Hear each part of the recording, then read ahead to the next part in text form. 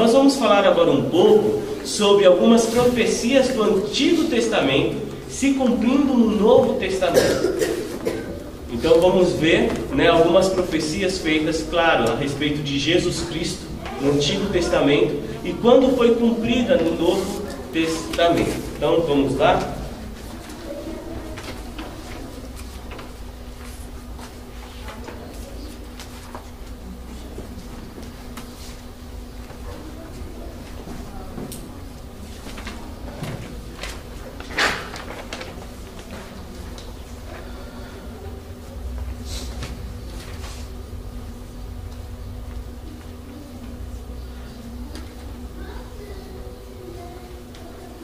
Profecias sobre Jesus.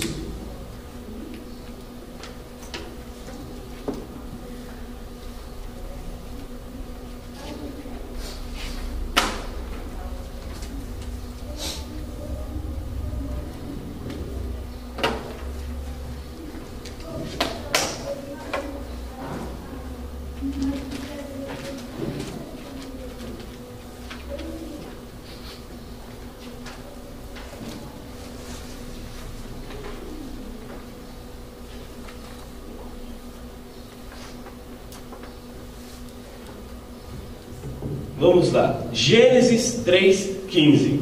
Gênesis 3:15.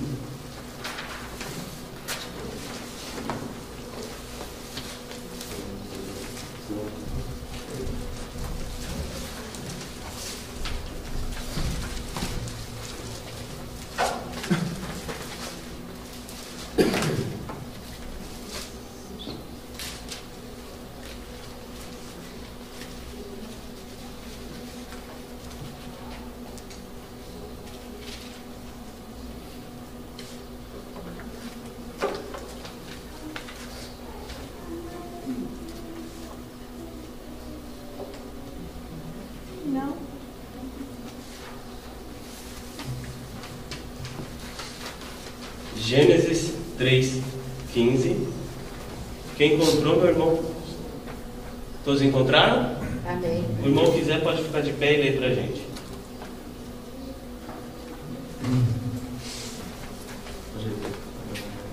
Porém, inimizade entre ti e a mulher, entre a tua descendência e o seu descendente.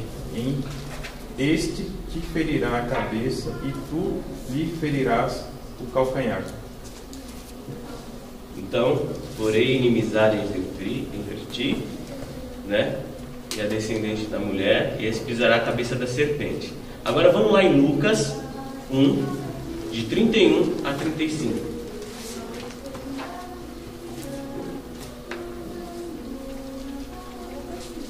Lucas 1, de 31 a 35.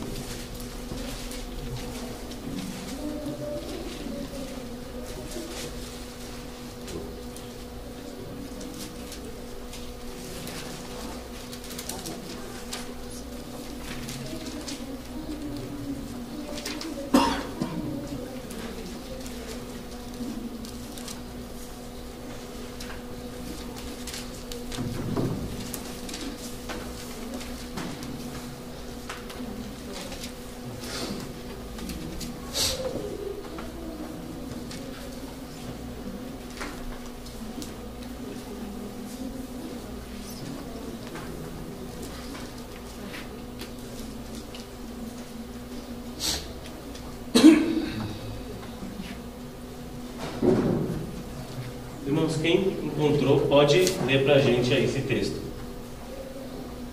E eis que em teu ventre conceberás e dará à luz a um filho, e por-lhe-ás o nome de Jesus. Este será grande e será chamado Filho do Altíssimo, e o Senhor Deus lhe dará o trono de Davi, seu pai. E reinará eternamente na casa de Jacó, e o seu reino não terá fim.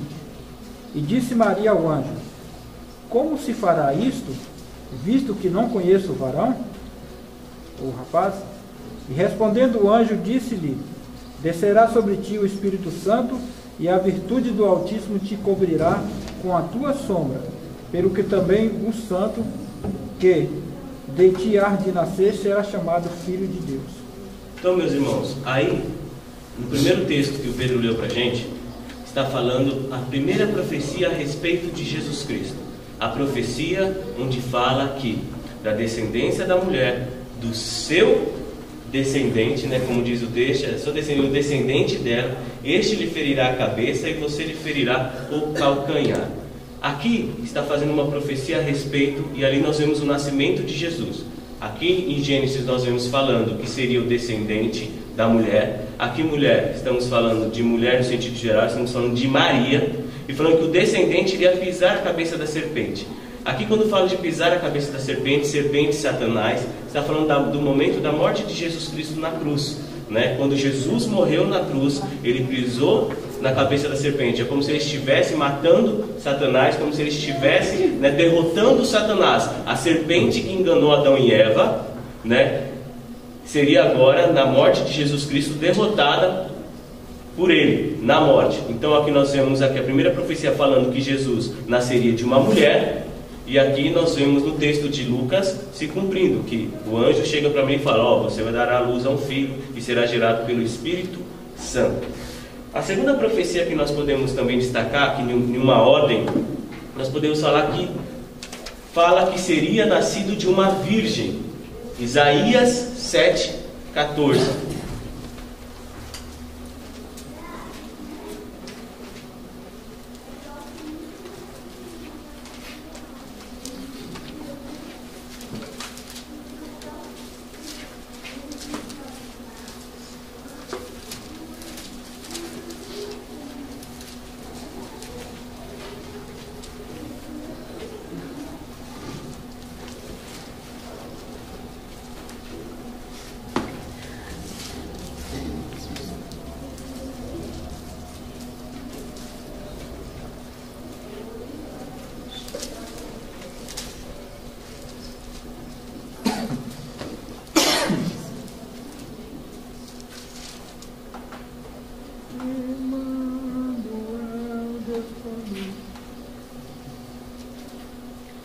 O irmão que encontrou pode ler para mim, ficar de pé e ler, por favor. Isaías 7:14.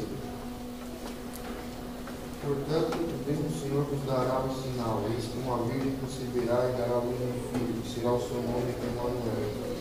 Olha aí. Então, Isaías, o profeta que mais fala a respeito de Jesus, falando que ele nasceria de uma virgem.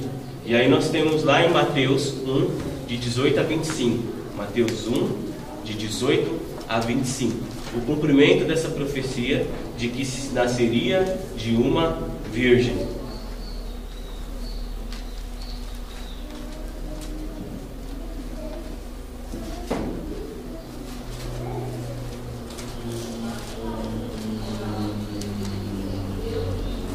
Mateus 1, de 18 a 25. Bom, todos aqui que sabem, né, que Maria era virgem. Mas nós vamos ler no texto, né, para mostrar que estamos falando, né, a mesma coisa que lá atrás foi profetizado e foi se cumprindo lá na frente. Isso. Então, Mateus 1, de 18 a 25. Vou aguardar todos encontrarem.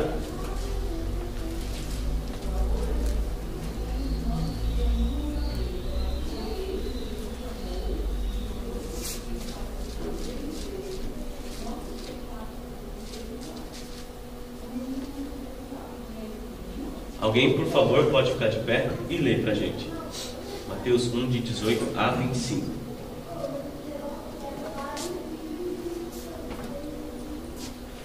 Ora, o nascimento de Jesus Cristo foi assim. Estando Maria, sua mãe, desposada com José, antes de se ajuntarem, achou-se ter concebido do Espírito Santo.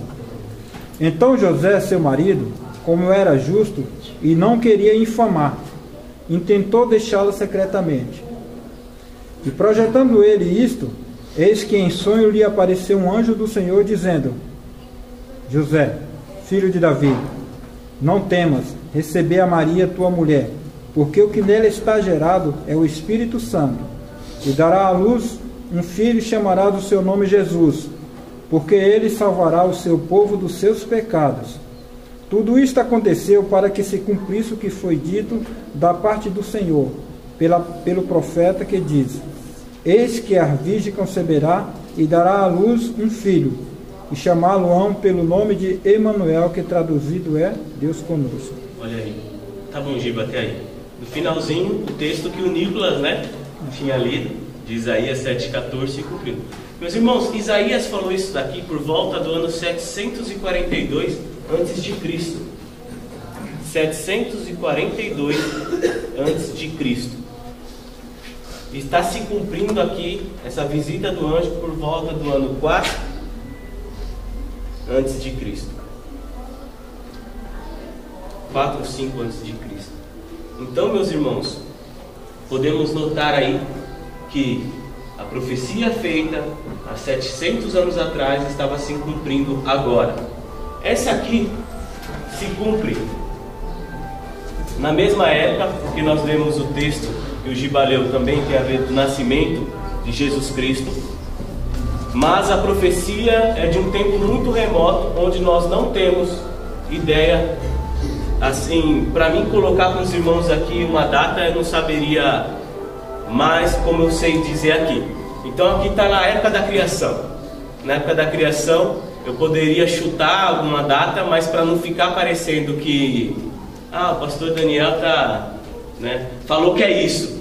Então a gente pensa em algo por aí, uns 10 mil anos antes de Cristo, talvez, que a época que a gente acha que o mundo existe, não é há milhões e trilhões de anos, como diz aí a ciência, dentro disso, mas nós acreditamos em 10 mil, 11 mil anos antes de Cristo.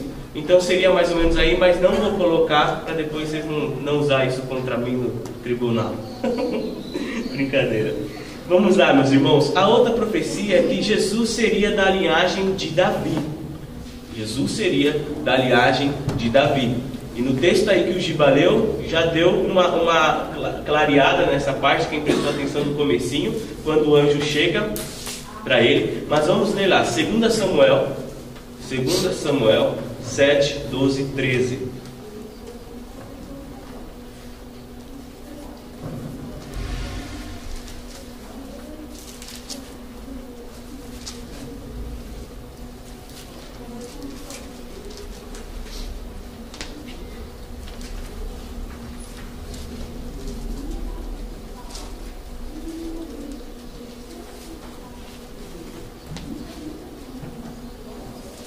Sete, 7, 12 e 13.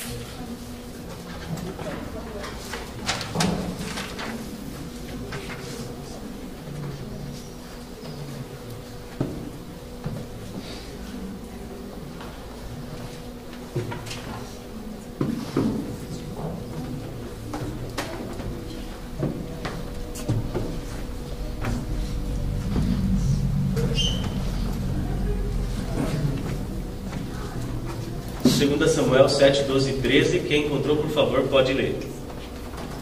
Quando teus dias forem completos e vive da origem de teus pais, então farei levantar depois de ti a tua semente, e procederá de ti e estabelecerei o seu reino. Este ficará uma casa ao meu nome, confirmarei o trono do seu reino para sempre. Aí, Samuel, falando a respeito de Jesus Cristo, profetizando daquele que viria, edificaria uma casa, aquele que reinaria. E aí nós temos aí, falando que seria da sua, como diz no começo aí, Nicolas?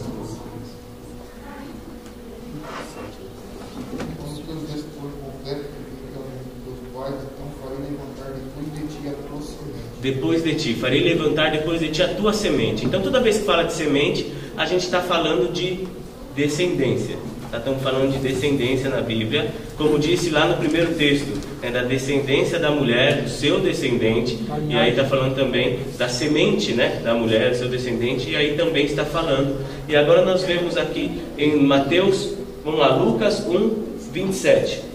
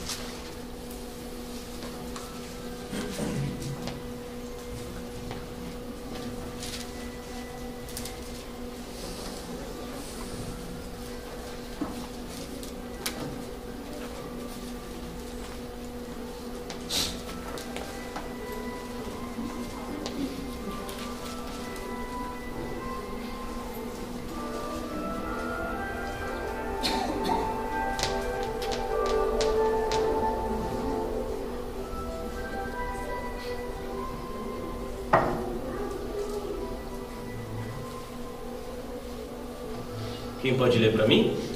A uma virgem desposada com certo homem da casa de Davi, cujo nome era José. A virgem chamava-se Maria. Olha lá, da linhagem de Davi. José era descendente de Davi. Então, o pai de Jesus Cristo, podemos dizer assim, não estamos falando de Deus, estamos falando de José, era descendente de Davi, conforme a profecia. O texto que o Giba leu aí, ele fala, também nós podemos ver, se continuar no verso 32 de Mateus, como está ali, diz o que? Ele será grande e será chamado Filho do Altíssimo. O Senhor Deus lhe dará o trono do seu pai, Davi. O anjo explicando para José, a respeito do nascimento, explicando a Maria, a respeito do nascimento de Jesus Cristo. E Mateus 1. Quer uma folha em branco? Vocês querem folha? Você de folha? Eu só esqueci a caneta hoje.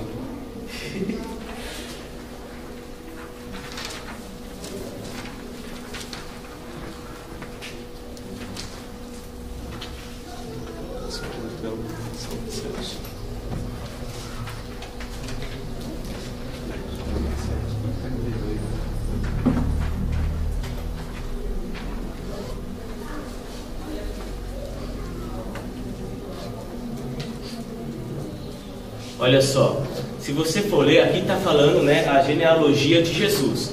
Ou seja, está falando desde Abraão, gerou Isaac, e gerou Jacó, e gerou Judá, e tal, Os irmãos querem ler todo o texto? É 16 versículos. Vamos ler, como a gente está fazendo questão. Então, Mateus 1, do 1 ao 16. E aí a gente vai ver toda a geração. Vamos ler até o 17, que aí a gente fecha essa parte de genealogia. Então Mateus 1 de 16 Mateus 1 de 1 a 16, mostrando que a profecia lá de Samuel, que foi falada, que foi profetizada no ano por volta de 1042 antes de Cristo. Está aqui, meus irmãos, 1042 antes de Cristo. 1042 antes de Cristo. Está se cumprindo aqui também por volta do ano 4 antes de Cristo.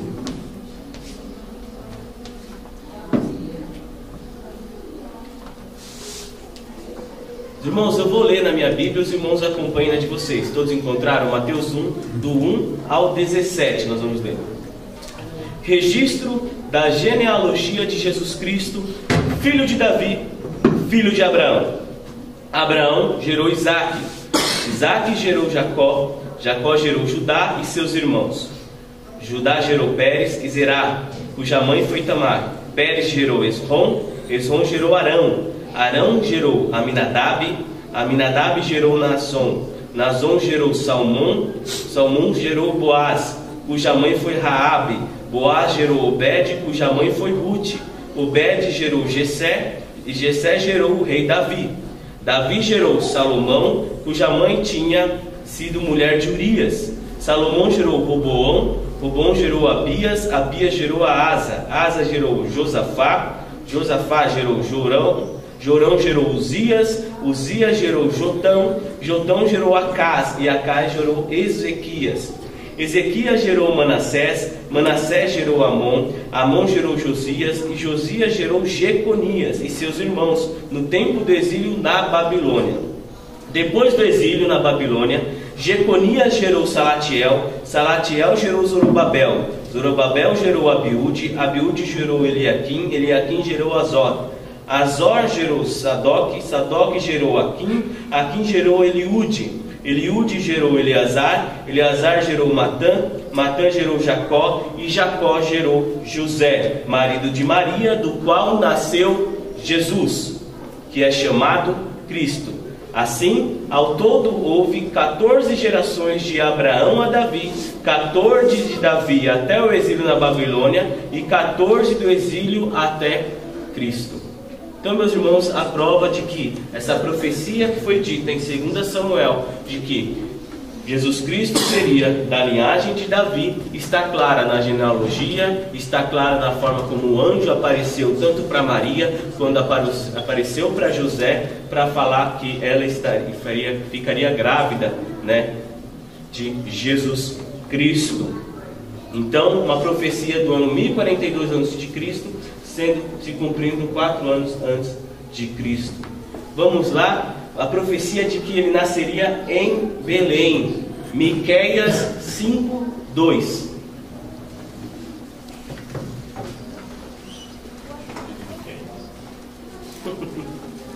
Onde fica Miqueias? Quem não decorou os livros, vê lá no índice.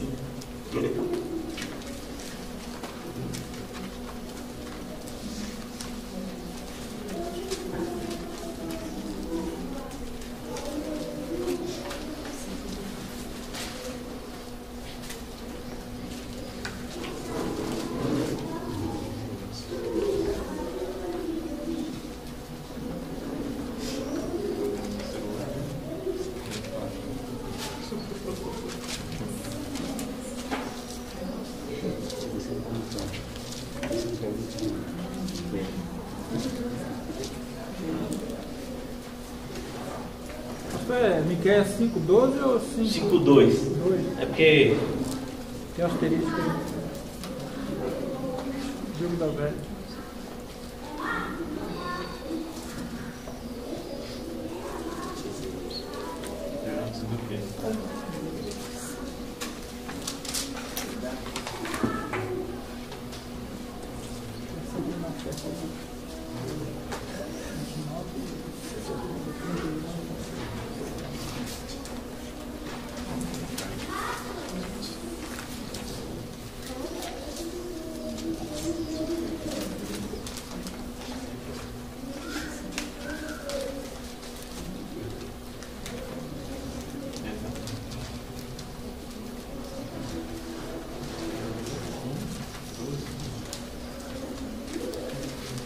Miqueias 5:2.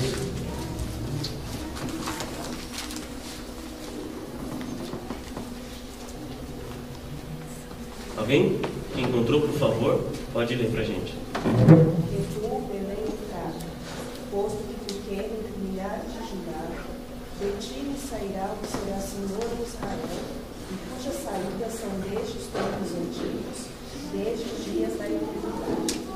Olha lá, Belém Efrata, de ti, né? Que sairá aquele que há de reinar. Agora vamos lá, Mateus 2:1. Mateus 2:1. Profecia de que Jesus nasceria em Belém.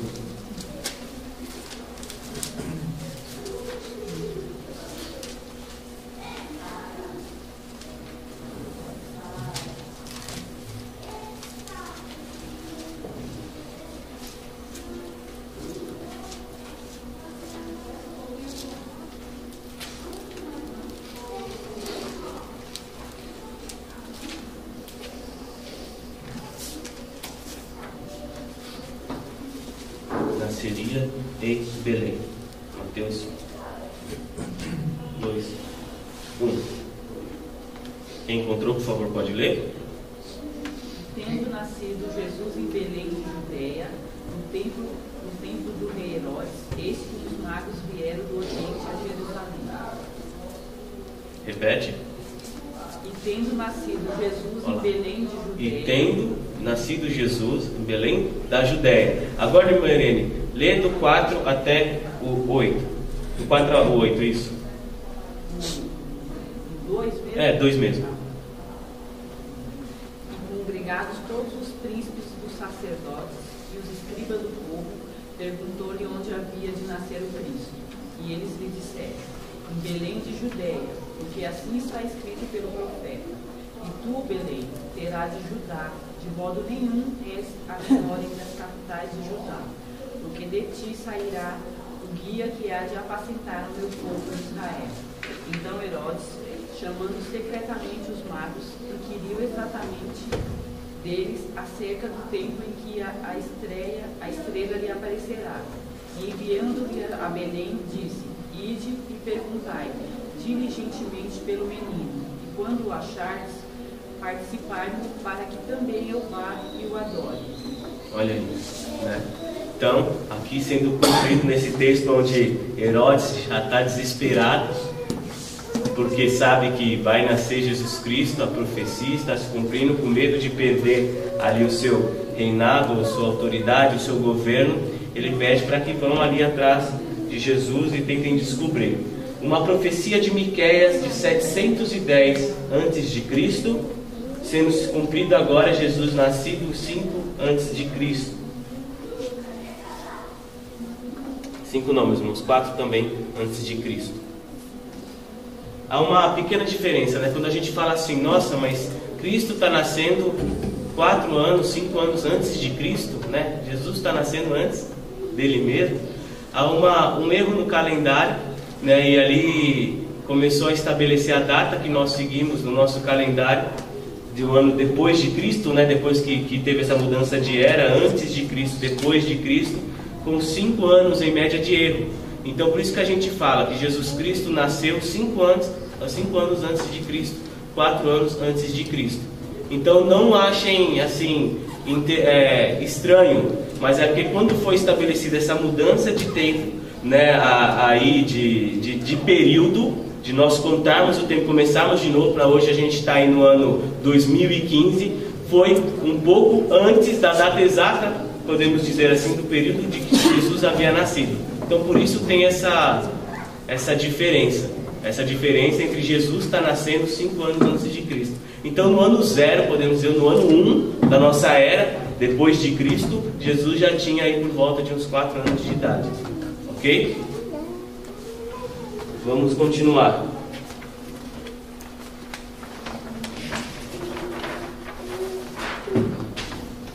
Vamos para mais uma. Vamos falar sobre a entrada triunfal de Jesus em Jerusalém. Zacarias 9:9. Zacarias 9:9.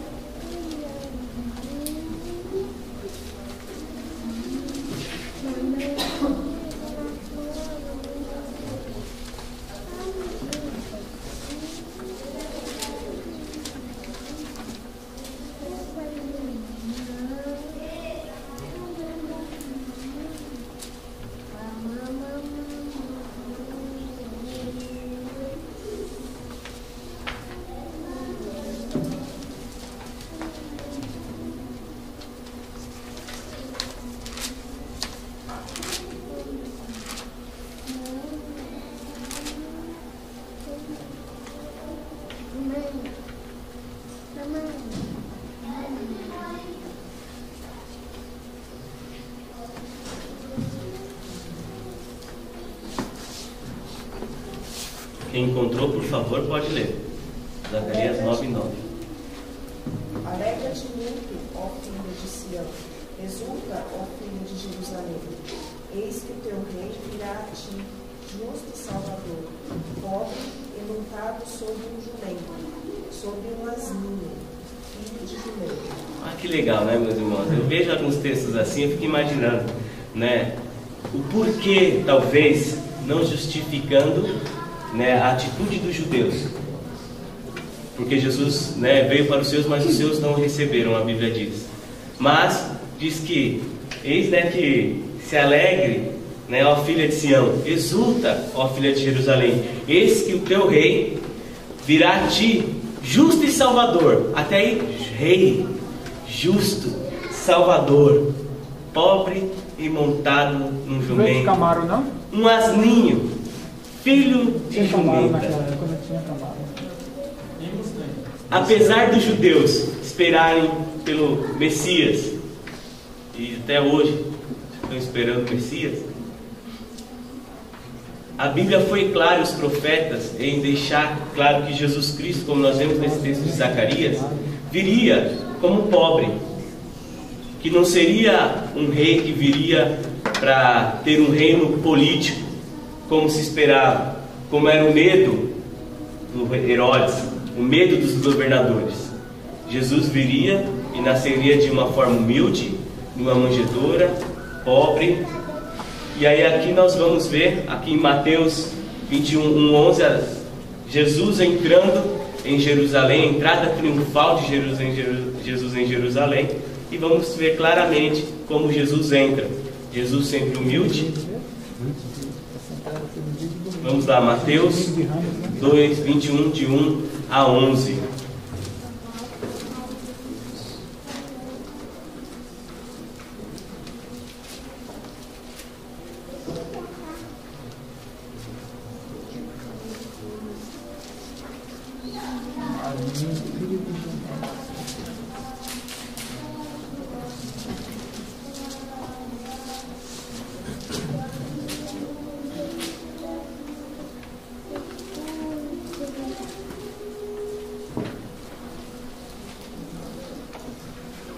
Todos encontraram?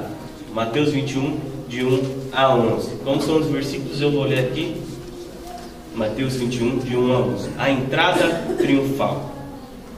Quando se aproximaram de Jesus e chegaram a Betfagé, ao Monte das Oliveiras, Jesus enviou 2 discípulos, dizendo-lhes: vão ao povoado que está diante de vocês. Logo encontrarão uma jumenta amarrada com um jumentinho ao lado. Desamarrem-no e tragam-no para mim.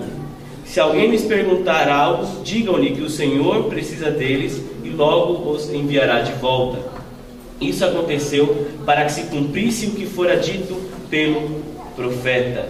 Diga à cidade de Sião: eis que o seu rei vem a você, humilde e montado num jumento, num jumentinho ou num asninho, como nós lemos, cria de jumenta. Olha só. E aí continua falando a descrição, né, de como Jesus entrou e eles começavam a gritar: Hosana ao filho de Davi, bendito é o que vem em nome do Senhor. Então acho que não vou ler o restante dos versos, mas aqui está claro, já falando, se referindo à profecia que a Rosa leu 9, que ele viria e nasceria de um filho de um jumento, filho de uma jumenta, né, um asninho. Então, meus irmãos, quando alguém te chamar de jumento, ou alguém falar assim: ô seu jumento, ô seu asno, você fala assim: foi um asno, um jumento que teve o prazer de carregar Jesus, né? Então, Jesus, meus irmãos, é algo simples. Eu não quero forçar o texto além do que está aqui dizendo, simplesmente que foi o cumprimento da profecia. Mas Jesus Cristo, ele vem e começa a tratar as coisas diferente do modo que as pessoas estavam acostumadas. As pessoas estavam sendo muito materialistas, muito preocupadas em cumprir uma lei, mas não se ter um amor.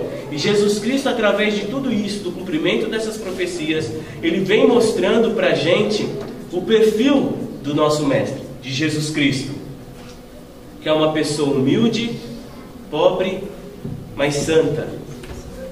Não que devemos ser pobres e não devemos procurar, né, a prosperidade quando falamos de bens materiais. Mas, meus irmãos, que isso não é o mais importante. Porque acredito que se isso fosse o mais importante, Jesus Cristo ele viria como os judeus estavam esperando. Ia nascer num palácio, ia ser ricão, ou durante o processo dele aqui na terra ele iria se tornar próspero materialmente.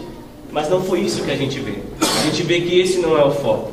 O foco é ser simples, é ser humilde, é estar próximo da maioria do povo. E é isso que nós, como servos de Deus, como igreja, não podemos deixar. Jesus Cristo andando de jumento, entrando como jumento, sendo pobre, ele mostra uma relação, uma identificação com o povo. Uma identificação. Por isso que nós, como igreja, estamos numa grande construção. Um templo que vai ficar grande quando concluído, bonito. Que muitas pessoas podem até pensar, essa igreja tem dinheiro. Será que é de fulano ou de cicrano, fazendo alusão a algumas outras igrejas grandes, mas o que nós não podemos de ter é essa identificação com as pessoas, essa proximidade com as pessoas. Nós como igreja, nós como seres humanos, não podemos deixar. Jesus Cristo, ele se identificava, ele era como aqueles, e nós devemos ser assim. Não podemos, por sermos cristãos, acharmos que somos superiores às outras pessoas. Temos que nos identificar, temos que estar ali no mesmo nível, colocar todos no mesmo nível, para assim tratarmos todos de igual modo e levarmos a palavra de Deus a todos aqueles que necessitam. Então, meus irmãos, precisamos ter isso em mente, essa humildade, essa identificação com as pessoas, essa identificação. Por isso, se não há essa identificação, imagine a gente chegando em alguns lugares para falar de Cristo, alguns lugares muito simples para falar de Cristo, a pessoa não tem coragem de tomar uma água naquela casa. Já vi, meus irmãos, missionários que chegaram, infelizmente, na casa de pessoas, ali casa simples mesmo, e a pessoa ofereceu água, viu que o missionário estava suado, mas ficou com nojo de beber a água da casa daquela pessoa. Ele não falou, estou com nojo. Todo mundo via que ele estava suado, que ele estava com muita sede, mas ele negou a água. Isso mostra uma falta de identificação. Não vou sentar do lado daquela pessoa, não vou visitar aquela pessoa porque a casa dela é assim, assim, assim, ou por causa disso, disso, disso, ou porque é muito grande, ou porque é muito pequena, ou porque é muito simples, ou porque fica num lugar que só dá para chegar de bota. Meus irmãos, nós temos que ter essa identificação com as pessoas. Jesus tinha essa identificação. E é isso que nós devemos buscar, e nós aprenderemos isso quando vemos algo simples. Jesus sendo pobre, sendo prometido como um rei pobre, e que entraria numa jumenta. Então, meus irmãos, jumento, um asninho, olha, se pudesse descrever o sentimento dele, eu acho, naquele momento, ele estaria muito feliz. Portanto, meus irmãos, pode chamar de jumento, pode chamar de asno, não tem problema. Daniel, pastor, de uma passagem que o pastor Teodomiro contava, quando ele estava no Espírito Santo, em 1960, ele já era pastor, faleceu, Sim. Ele pastoreava 5 igrejas, ele ia visitar irmãos em casa, tão pobre, então assim, que ele na hora de orar, ele tinha que levantar para orar, ele punha a mão assim, sobre o prato de comida. Mas por quê, pastor? Porque senão caía barata no prato de comida. Brincadeira. Olha só. Multiplicava, E não podia deixar de comer, não podia fazer desfeita para as pessoas. Meus irmãos, não estou falando que você deve colocar em risco, mas só para ficar claro, eu sei que sai um pouco do foco, mas é importante algumas aplicações diante disso que nós estamos falando. É isso que faz a diferença. Nós fomos levar comida para os moradores de ruas algumas vezes aqui na igreja. Um grupo de jovens, alguns irmãos, nós saímos para levar comida para os moradores de rua. Em todas as vezes que nós levamos, meus irmãos, o que eles mais queriam da gente era conversar. Muitos nem queriam a comida. Aceitava talvez ali uma meia, um chinelo, porque eles estavam descalços, o chocolate quente, o café, eles aceitavam, mas comida às vezes já tinha até lá uma marmitinha que alguém já tinha entregue para eles, ou eles já tinham comido em algum bar, alguém já tinha dado comida, mas eles queriam conversar e conversar e conversar. Se deixasse, a gente ficava a noite inteira, das 9 até as 5 da manhã, com uma pessoa só, quem foi com a gente sabe, conversando. Eles não param de conversar, porque ninguém dá atenção, porque são tratados como postes, como qualquer coisa, menos como seres humanos, muitas vezes. E nós parávamos, conversávamos, meus irmãos, e a parte mais, o ápice de quando nós estávamos com ele, é quando nós abraçávamos para orar. Às vezes a gente se juntava em 3, 2 homens e um morador de rua, ou uma moradora de rua e 2 meninas, e aí se abraçava para orar, no final a gente dava aquele abraço quando ia embora. Meus irmãos, o olho deles enchia de lágrimas, não só pela oração, pela palavra de Deus, mas pela esse afeto, essa demonstração de carinho que abraçar uma pessoa fedida, né? Abraçar uma pessoa que não toma banho há muito tempo, drogado muitas vezes, é difícil hoje em dia. E aí uma pessoa foi fazer um treinamento a respeito de como lidar com moradores de rua. Aí essa pessoa chegou e falou assim: Pastor Daniel, nós estamos fazendo tudo errado. Porque a gente tem que usar luva na hora de falar com eles. Tem que pôr uma luva. Eu entendi o que a pessoa quis dizer, né? Se você vê a polícia, a guarda municipal, que é responsabilidade da guarda municipal, cuidar do patrimônio da cidade. Essa é a responsabilidade da guarda municipal dos municípios. Eles chegam numa praça, no Largo de Osasco, e tem um morador de rua dormindo ali no meio do calçadão. A guarda municipal vai chegar lá, vai acordar ele e vai mandar que ele se retire de lá. É isso que eles vão fazer. Para ele tocar naquela pessoa, eles vão colocar uma luva dessas que usa aí no hospital, cirúrgica, para poder tocar naquela pessoa. A gente entende que isso é a questão de cuidado com a saúde, né, que pode ter uma certa contaminação. Mas, meus irmãos, se eu chego para um morador de rua, falei para essa pessoa: olha, se for para mim chegar diante de um morador de rua para levar comida, colocar um avental, colocar aquela roupa de astronauta, ou daquele que agricultor, né, aquele que mexe com a abelha, para poder tocar na pessoa, é melhor nem ir. O que eu vou fazer de diferença para a pessoa? Não vou fazer nenhuma diferença. Jesus Cristo fazia essa diferença. Por isso que as pessoas não se conformavam. Jesus, ele estava com os pecadores. Ele estava lá ensinando com as mulheres, com a prostituta. Ele ia e ensinava. Ele não fazia acepção de pessoas. Então, meus irmãos, isso para os judeus, eles não se conformavam. Eles não se conformavam com isso. Porque Davi, Jesus, descendente de Davi, rico, Salomão, o homem mais rico da face da terra. E como Jesus Cristo vem pobrezinho. Então, meus irmãos, nós devemos ter essa identificação com as pessoas. Não podemos deixar isso. Nossa classe social pode ser o que for, isso não é problema. A gente pode ser rico financeiramente. Não tem problema ser rico. Não tem problema. Mas a gente não pode deixar de ter essa humildade e essa identificação com as pessoas. Então isso é importante, isso nós aprendemos muito com Jesus Cristo. Num simples texto, né, falando de um jumentinho, falando, né, de um caso de um pastor que tinha que comer lá comida que vai saber se não tinha resto de barato, mas fazia parte. Então, meus irmãos, Jesus nos dá um exemplo disso. Então aqui, meus irmãos, nós temos aqui uma profecia de 487 anos antes de Cristo, e o cumprimento aqui, meus irmãos, podemos chamar aqui 30 ou 29 depois de Cristo, devido àquele delay. Jesus Cristo começou seu ministério aos 30 anos de idade. Viveu nos 33 anos, Jesus morreu na cruz. Então podemos dizer aqui que isso aconteceu. Jesus Cristo, ele já tinha iniciado seu ministério, estava próximo ali, talvez um pouco chegando à sua morte. Podemos dizer que isso aconteceu 27, 28 depois de Cristo.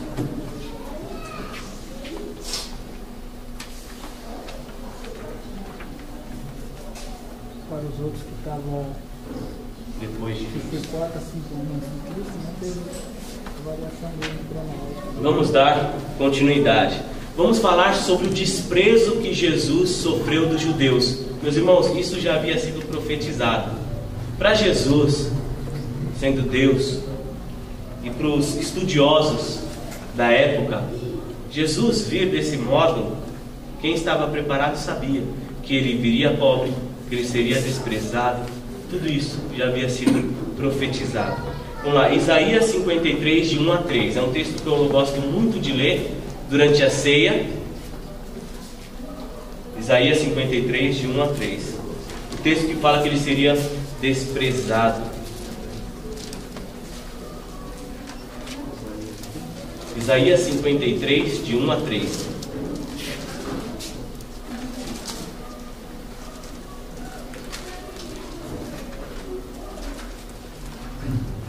É a sexta profecia, né? Eu estou destacando algumas, tem mais. Assim, são muito mais. Porque senão a gente ia ficar aqui Muito tempo. Então estou destacando algumas principais para a gente poder... Pode colocar como sexta, Gico.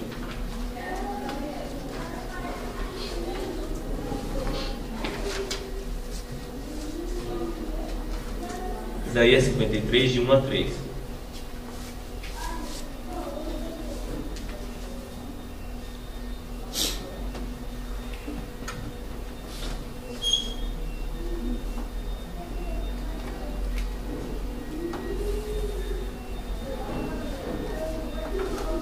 Meus irmãos, eu estou esperando todos abrirem a Bíblia, já todos lembram, né?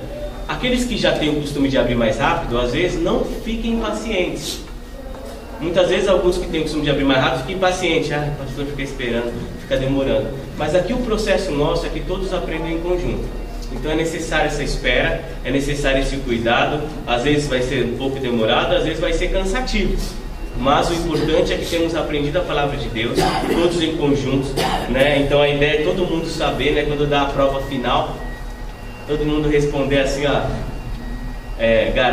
gabaritar a prova de ponta a ponta e tirar 10. Alguém pode ler para mim? Isaías 53, de 1 a 3. Meus irmãos, esse texto é fantástico. Pode ler até o 10. Pode ler até o 10. Do 1 ao 10. Eu gosto muito.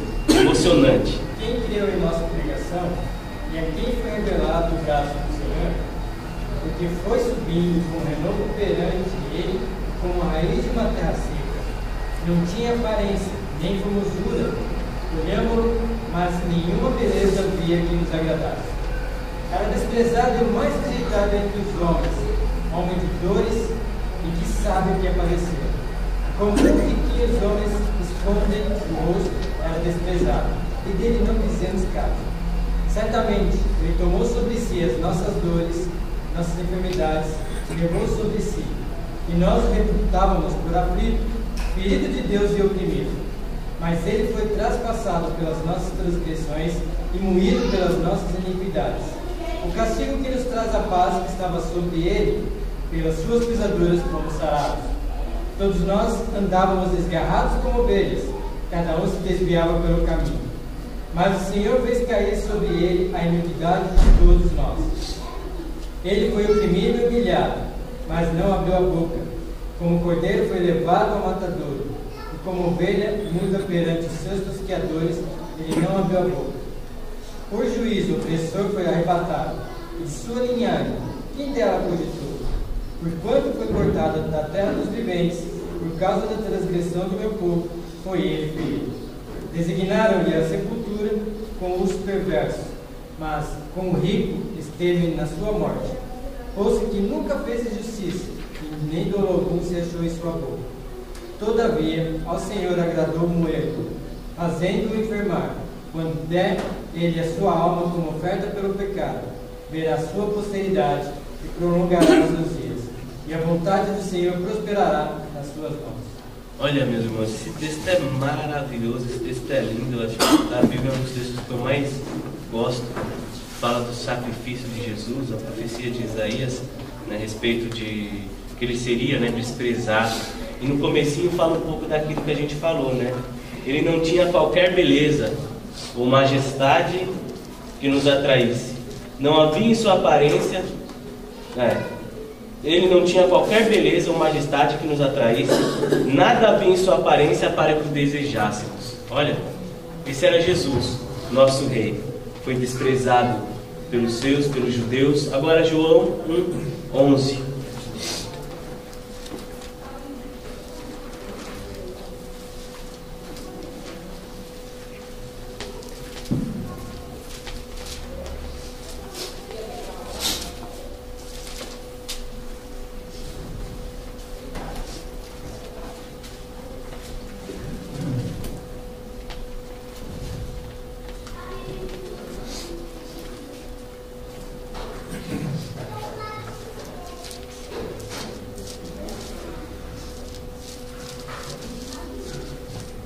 João 1:11.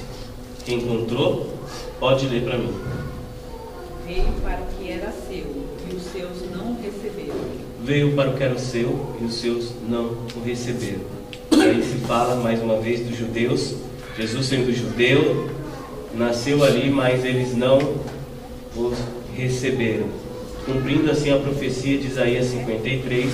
Aqui é no comecinho, aqui fala ainda da época de 4 anos de Cristo, falando do nascimento de Jesus, João descrevendo um pouco de forma diferente dos demais evangelistas.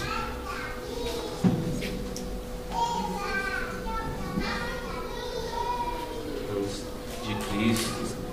Vamos lá, Isaías 56, meus irmãos, vai falar um pouco sobre a parte de que cuspiriam no rosto de Jesus. Isaías 56.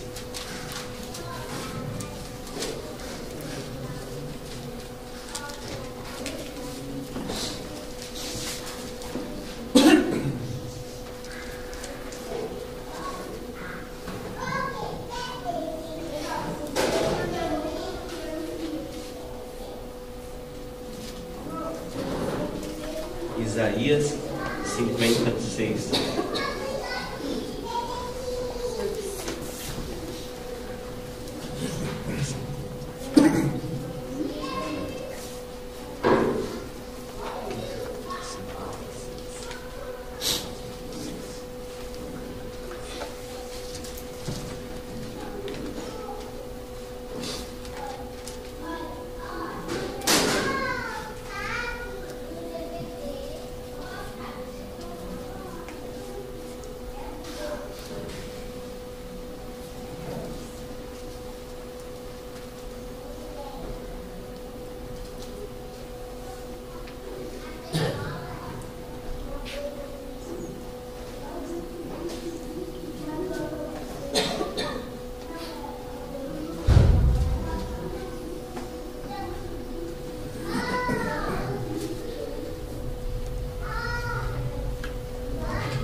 Quem encontrou pode ler, por favor.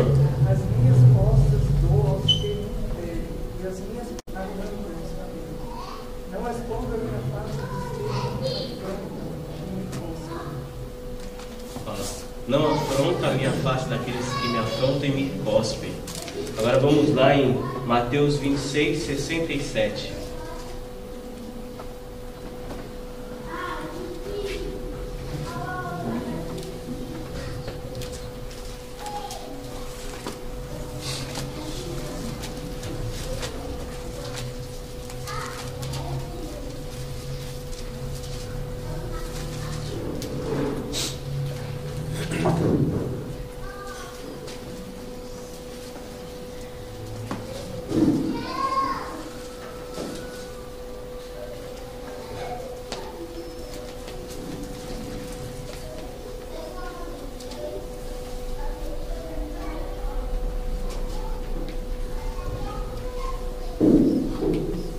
Quem encontrou pode ler, por favor. Então os cuspiram no rosto, lhe davam murro, e outros esbofetava, dizendo: Olha aí, meus irmãos. Cuspiram no seu rosto, profetizaram Jesus Cristo, cumprindo a profecia de Isaías lá em 742 a.C., se cumprindo aí 29 anos depois de Cristo, já próximo ao momento da morte de Jesus Cristo. Isaías 53, 12 agora, meus irmãos. Isaías 53, 12. Aí mostra que ele estaria ali contado, estaria ao lado de transgressores diante da cruz.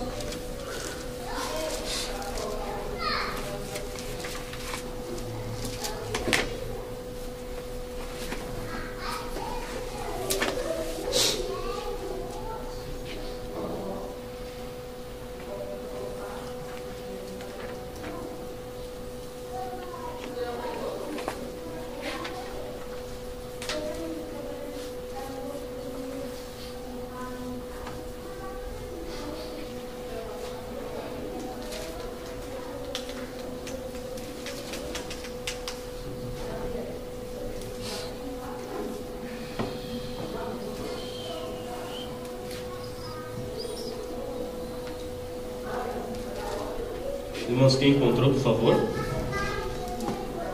Por isso, lhe darei muitos como a sua parte. Com os poderosos repartirá ele os despojos. Porquanto derramou a sua alma na morte, foi contado com os transgressores, contudo levou sobre si o pecado de muitos, pelos transgressores intercedeu. Foi contado com os transgressores. Agora vamos lá em Marcos 15, de 27 a 28. Marcos 15, 27 a 28.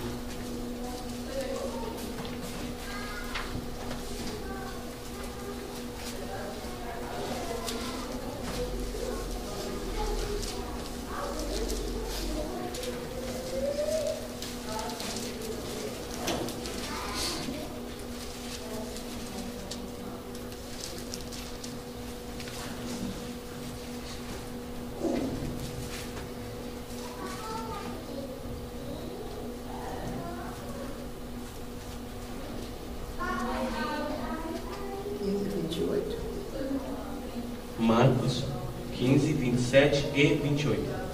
Marcos capítulo 15. Se ficaram com ele 2 salteadores e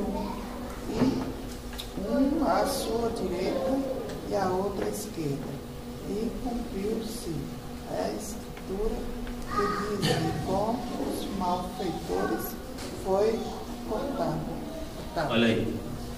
Colocaram, foi colocado um malfeitor de cada lado para que se cumprisse a profecia que diz, lá de Isaías 53:12, que ele seria contado com os malfeitores ou com os transgressores. Então nós vemos aí, meus irmãos, tudo que Jesus Cristo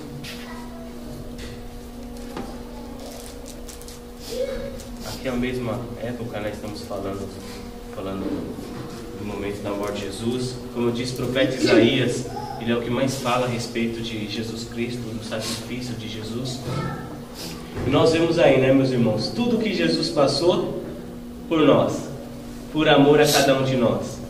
Foi cuspido, foi humilhado, foi tratado como um malfeitor sem ter pecado por cada um de nós, para que hoje estivéssemos aqui, para que hoje pudéssemos desfrutar de uma vida com abundância. E agora eu pergunto, meus irmãos, as aflições que você tem passado, será que chega perto do que Jesus passou para que você tivesse uma vida nova? Muitas vezes não chega nem perto, E muitas vezes a gente esquece disso, a gente reclama das coisas que acontecem conosco como se fosse o maior sofrimento do mundo, ou como se apenas nós passássemos por dificuldade, como se apenas nós tivéssemos problema. Mas nós vemos aqui que Jesus Cristo levou sobre ele todas as nossas enfermidades, todos os nossos pecados, e hoje nós podemos ter a paz, porque o castigo que era para ser nosso foi sobre ele, e por isso estamos aqui. Isso é maravilhoso, meus irmãos, isso é surpreendente poder... Ficou emocionado, tá? Falar do que Jesus fez por cada um de nós. Então, por isso precisamos valorizar o que Ele deixou para nós. Precisamos valorizar o que Ele deixou para cada um de nós. Isso é importante. Ele nos deixou a palavra de Deus, nos deixou, instituiu a igreja, instituiu o cuidado que devemos ter um com o outro. Por isso devemos valorizar isso tudo. Porque se a gente tivesse algo aqui perto da gente, se eu chegasse assim com o Manuel e falasse assim, é um exemplo assim forte, mas é interessante entender. Se a Gabi tivesse com um problema muito grande de saúde, e eu chegasse, e alguém chegasse, o Vitor chegasse e falasse assim, Manuel, eu entrego minha vida no lugar dela, ela vai ficar bem porque eu vou morrer. É forte, forte. Eu vou morrer. Eu acredito que isso que o Vitor fez pelo Manuel e Padir, que eles não queriam esquecer. Eles iriam cuidar da esposa do Vitor que ficou, iriam ajudar o filho que o Vitor tivesse que ficou. Eles iam ter um carinho muito grande e uma retribuição seria eterna. Enquanto eles vivessem, eles iriam ensinar a Gabi disso, da pessoa que fez isso por ele, e a Gabi ensinar a filha dela sobre quem fez isso por ela, e isso ia se tornar uma história longa. E todos teriam um carinho muito grande pelo que o Vitor fez e pela família toda do Vitor, pelo esse sacrifício que ele fez. E eles dariam todo o apoio, e com certeza, se um filho do Vitor chegasse assim, Manuel, e diga que estou precisando disso, eles nunca negariam nada para ele. Dariam um grande valor pelo que ele fez. Mas quando nós falamos de Cristo, nós falamos, nós choramos, nos emocionamos e falamos e achamos bonito e fechamos os olhos, oramos, mas no nosso dia a dia, muitas vezes, nós nos esquecemos do que Ele fez pela gente, de tudo isso que Ele passou por nós.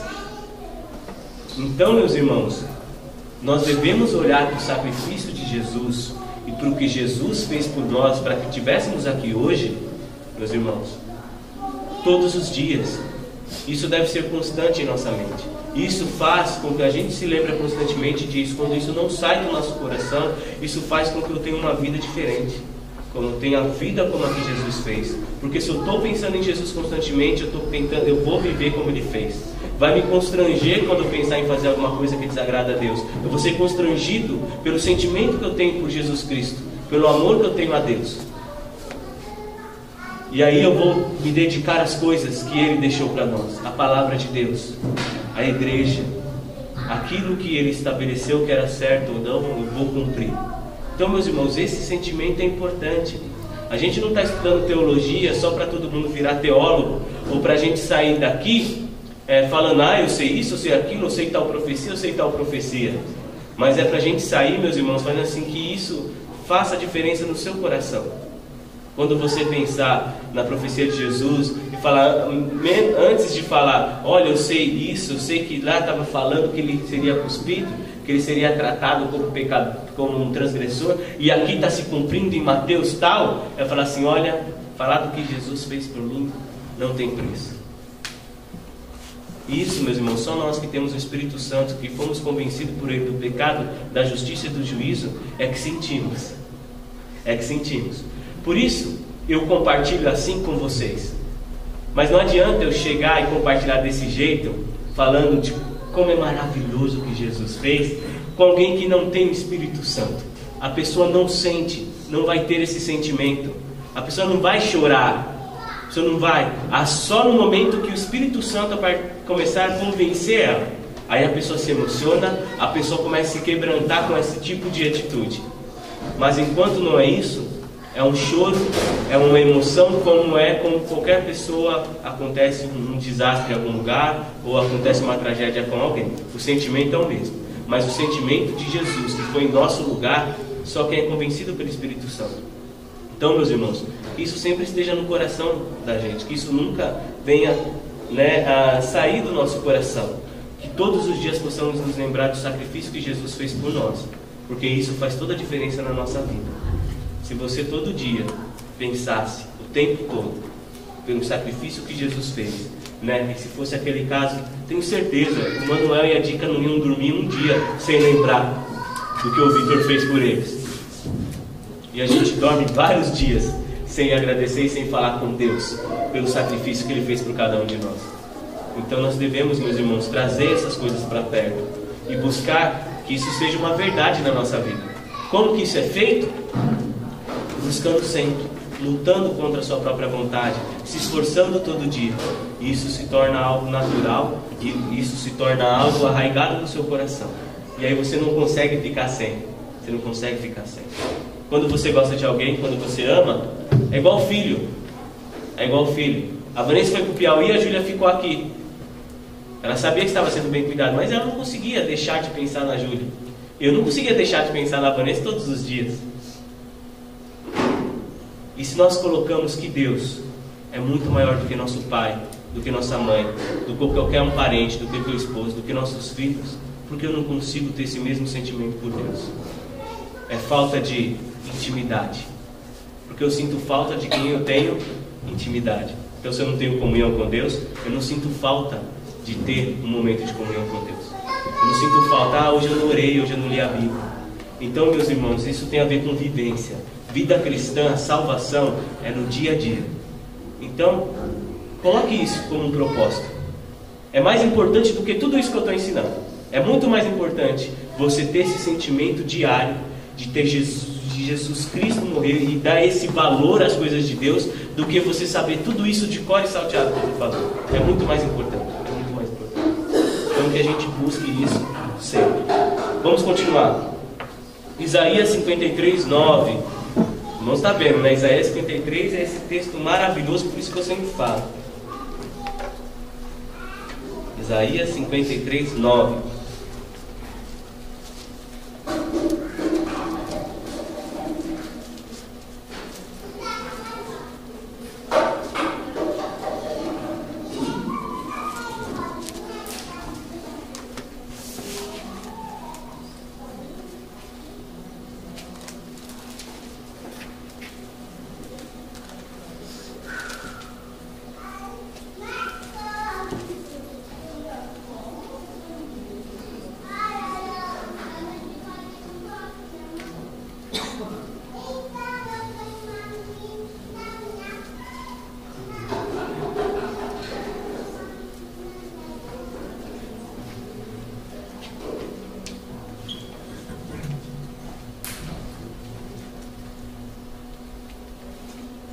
Quem encontrou Isaías 53, 9, a gente já leu, mas vamos ler de novo. Puseram a sua sepultura com os ímpios e com o rico na sua morte, quando nunca fez injustiça, colocando na sua boca. Lê de novo, irmã. Você vai ler e eu vou dando destaque. E puseram a sua sepultura com os ímpios e com o rico na sua morte. E com o rico na sua morte. Rico na sua morte. Agora vamos lá em Mateus 27, 57, 60, o cumprimento dessa profecia.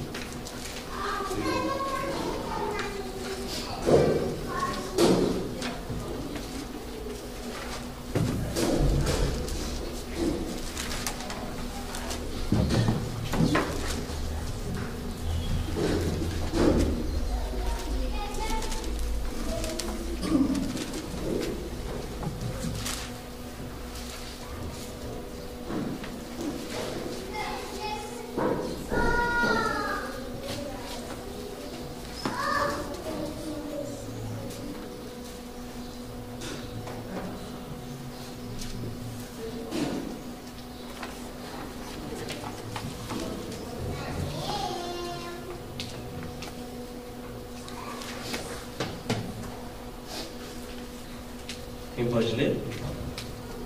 Pode ler, por favor.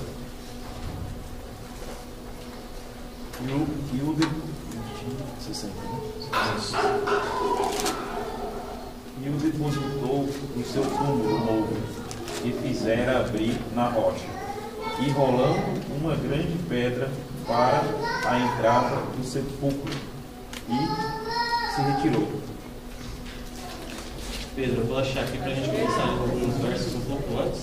E vinda já à tarde, chegou um rico de Arimateia, por nome José. Lê de novo, Rosa, aí essa parte. Desculpa, irmãos, eu corto assim, é para poder dar os destaques. E vinda já à tarde, chegou um homem rico de Arimateia. Um homem rico de Arimateia, por nome José, que também era discípulo de Jesus. Este foi ter com Pilatos e pediu-lhe o corpo de Jesus. Então Pilatos mandou que o corpo lhe fosse dado.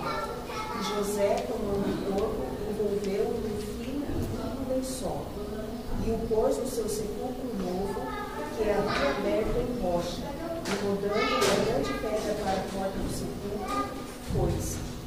olha aí. Ali a Irene leu que ele seria sepultado como rico. E ali José de Arimateia, discípulo de Jesus, cedendo um túmulo novo, né, que havia sido preparado, e pediu para que eles cedessem o corpo de Jesus para que ele pudesse preparar e colocar ali. Então nós vemos o cumprimento da profecia, né? 142 anos de Cristo, sendo se cumprido aí na época de Jesus, 29 depois de Cristo. Então, meus irmãos, nós vamos ficar por aqui hoje. Essa questão da autoridade da Bíblia, nós concluímos aqui